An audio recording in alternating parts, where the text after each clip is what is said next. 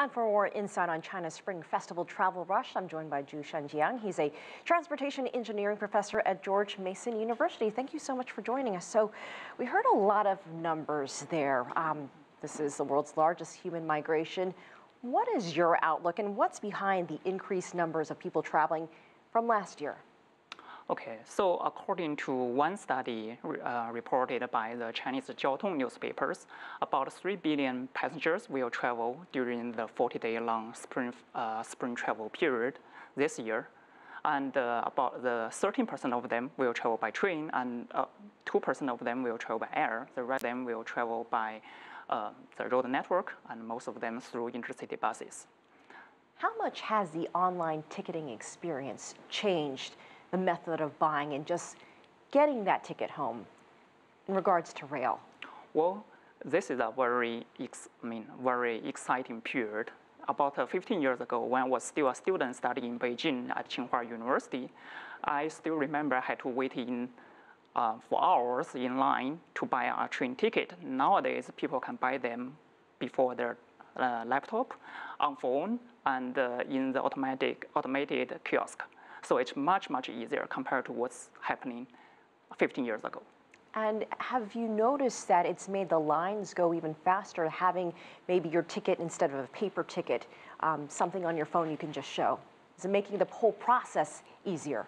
Absolutely, absolutely. That is the major innovation we see in the payment system, which make the entire purchase experience much, much easier for people.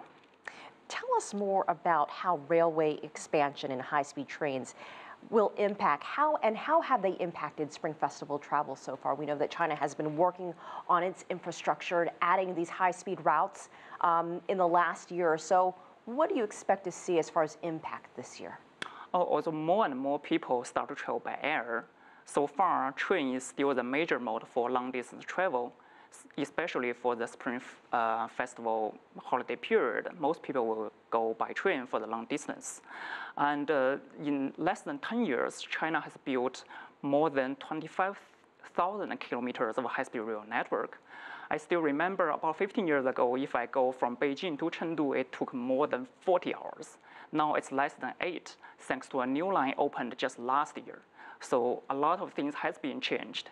And the high-speed rail is definitely one of the major transportation infrastructure in China that has facilitated the movement of people greatly.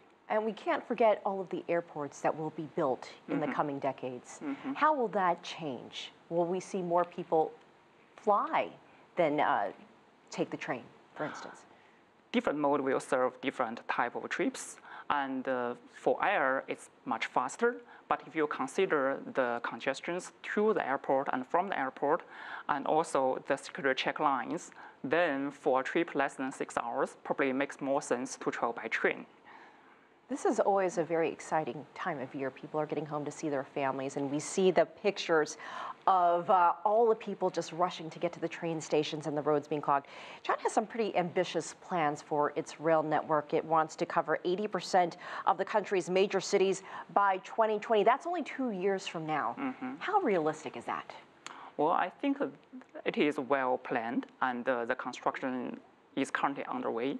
So according to the long-range plan for Chinese rail network, by 2020, China will have about 25 to 30,000 kilometers. And in the long run, 2030, they are expected to build about 45,000 kilometers. If you compare that to the US interstate highway system, which currently have about 77,000 kilometers of network, it's comparable. So I think that is one of the major infrastructure projects after the interstate highway system in the US. Are you going home this year? Well, I expect to travel in summer, so I'll stay here, unfortunately. Professor Zhu, thank you so much for your time.